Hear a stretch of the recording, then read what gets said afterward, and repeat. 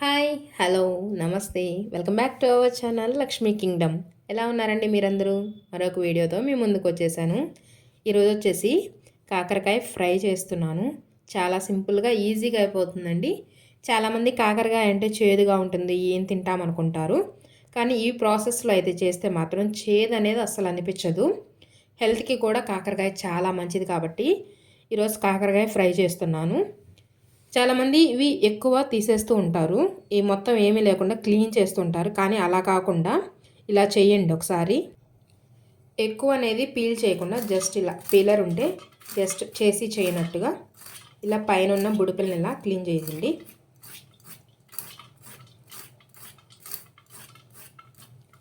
చూసారా, ఇలా ఉండాలి, ఎక్కువ పీల్ చేయకూడదు. ఇలా పీల్ చేసుకోవాలండి. చూడండి, నేను ఎక్కువ పీల్ కూడా చేయలేదు.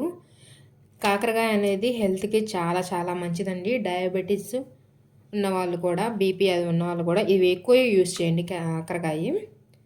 ఇప్పుడు వీటిని వాష్ చేసుకొని చక్రాల్లా కట్ చేసుకుందాము. ఇవన్నీ కూడా ఇట్లా చివర రెండు వైపులా ఇలా తీసేసుకొని చక్రాల్లా కట్ చేసుకోవాలి.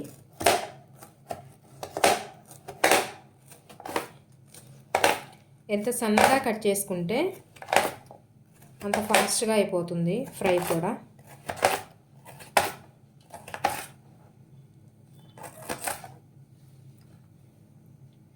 అలాగే మిగతా వాటన్నిటిని కూడా ఇలాగే కట్ చేసుకొని రెడీ చేసి పెట్టుకుందాం. ఇలా అన్నీ కూడా సన్నగా ఇలా కట్ చేసుకోవాలి. చూడండి, ఎంత సన్నగా కట్ చేస్తే అంత ఫాస్ట్గా అయిపోతుంది. ఇప్పుడు ప్రాసెస్లోకి వెళ్ళిపోదాము. మరి ఇప్పుడు స్టవ్ వెలిగించుకొని ప్యాన్ పెట్టుకొని ఆయిల్ వేసుకోవాలి. ఆయిల్ వేసి హీట్ అయిన తర్వాత మనం ముందుగా కట్ చేసుకున్న కాకరకాయ ముక్కలను వేసుకోవాలి.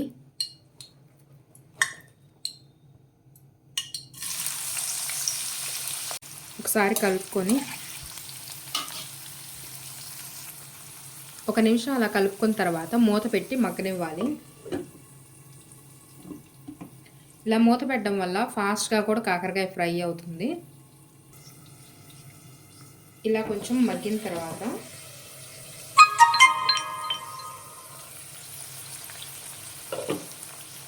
ఒకసారి కలిపి ఇందులోనే హాఫ్ స్పూన్ ఉప్పు, హాఫ్ స్పూన్ పసుపు,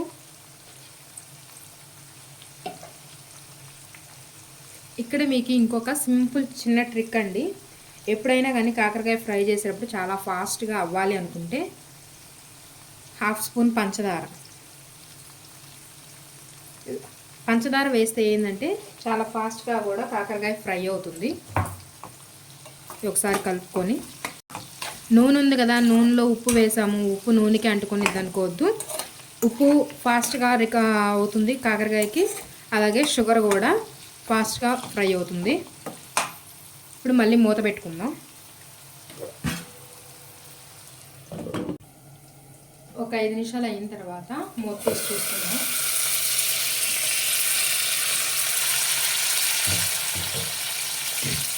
చూడండి బాగా ఎలా మగ్గిపోతుందో. మీరేంటి కొంచెం ఆయిల్ అన్నారు, చాలా ఎక్కువ ఆయిల్ ఉందనుకుంటున్నారు కదా, కానీ ఇదైతే ఉండదండి. దీనికి కొంచెం ప్రాసెస్ కూడా ఉంది. ఏంటి పొయ్యి చుట్టూరు టిష్యూస్ ఉన్నాయి, ఏం క్లీన్ చేసుకోలేరా అనుకోవచ్చు. క్లీన్ చేసుకుంటామండి, కానీ కాకరకాయ వేపే ప్రతిసారి కూడా నేను అలా టిష్యూస్ పెట్టుకుంటా. అంటే జస్ట్ ఇలా ఉంది కదా, ఇలా ఆయిల్ అది పడుతుందని తర్వాత నేను అవి తీసేసుకుంటానండి. డయాబెటీస్ వాళ్ళు కూడా తినొచ్చు, షుగర్ మంచిది అంటున్నారు, కానీ షుగర్ వేసి వేపుతున్నారు అనుకోవచ్చు.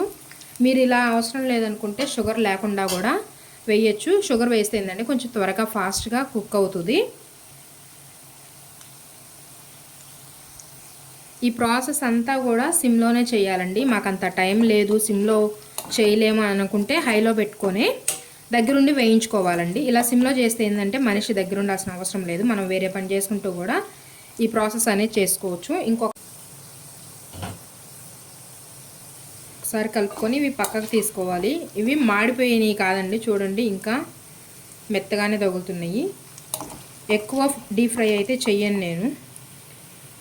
కాకరకాయ ముక్కలన్నీ తీసేసిన తర్వాత అదే ఆయిల్లో ఇదంతా మనం ఇప్పుడు వేపిన ఆయిలేనండి, కాకరకాయలు వేపిన ఆయిలే.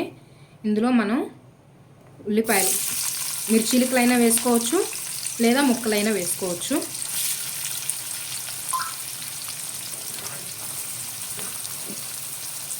అలాగే కరివేపాకు ఒకసారి కలుపుకోవాలి. ఉల్లిపాయలు బాగా వేగాలి.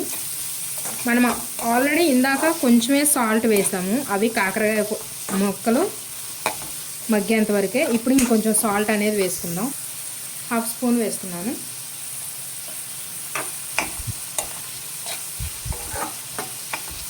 ఒకసారి కలుపుకొని ఒక 2 నిమిషాలు బాగా మగ్గనిద్దాము.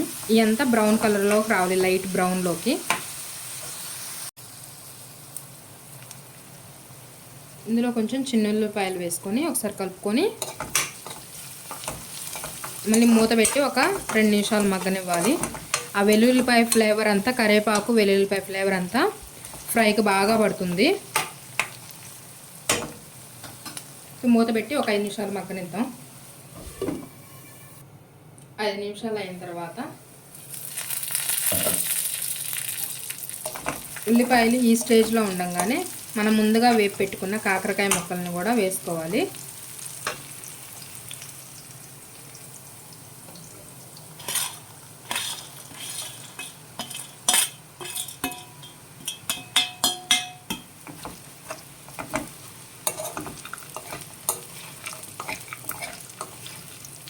ఇలా వేసి కలుపుకొని చూడండి, మనం ఇందాక ఆయిల్ వేసాం కానీ అంత ఆయిల్ లేదు. ఎందుకంటే మనం షాలో ఫ్రై లాగా, అంటే మరి ముక్క మునిగేంత వరకు అయితే ఆయిల్ అనేది వేయలేదు.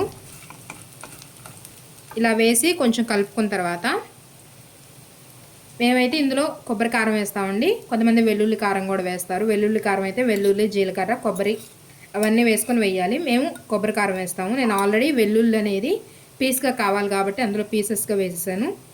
ఇప్పుడు కొబ్బరి కారం వేస్తున్నాను. కొబ్బరి కారంలో కూడా ఎక్కువ వెల్లుల్లి ఉండేలా ప్రిఫర్ చేసుకోవాలి.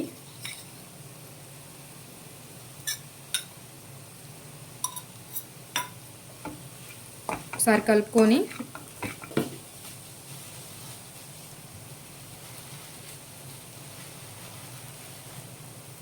మీ టేస్ట్కి తగ్గట్టు ఇష్టం ఉంటేనే బెల్లం యాడ్ చేసుకోండి, లేకపోతే అవసరం లేదు.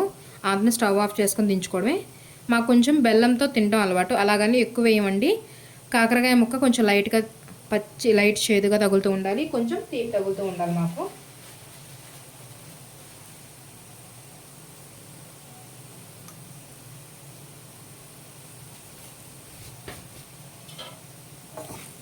బెల్లం వద్దనుకునే వాళ్ళు అవాయిడ్ చేసేయండి, ఇబ్బంది లేదు. బెల్లం లేకుండా అయినా తినచ్చు. మాకేంటంటే ఫస్ట్ నుంచి కొంచెం బెల్లంతో తినడం అలవాటు అండి. స్టవ్ ఆఫ్ చేసుకొని దించేసుకోవడమే. మీరు ఇప్పటికైనా గమనించవచ్చు, నల్లగా ఉంది కదా, మాడిపోయిందేమో అని అనుకోండి. చూడండి ఎంత పచ్చిగా ఉందో. పచ్చి అన్నారు కదా అని చెప్పి మళ్ళీ చేదు లేకుండా మరి వేగలేదేమో అనుకోవద్దు, చాలా టేస్ట్ అయితే ఉంటుంది. ఈ మూమెంట్లో ఉండగానే సాల్ట్ అనేది చూసుకోండి.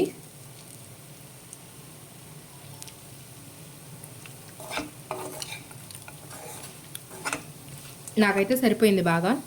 స్టవ్ ఆఫ్ చేసే ముందు కొంచెం ఫ్లేవర్ కోసం కరివేపాకు, అలాగే కొత్తిమీర ఇవి ఉంటేనే వేసుకోండి, లేకపోతే అవాయిడ్ చేసేయచ్చు.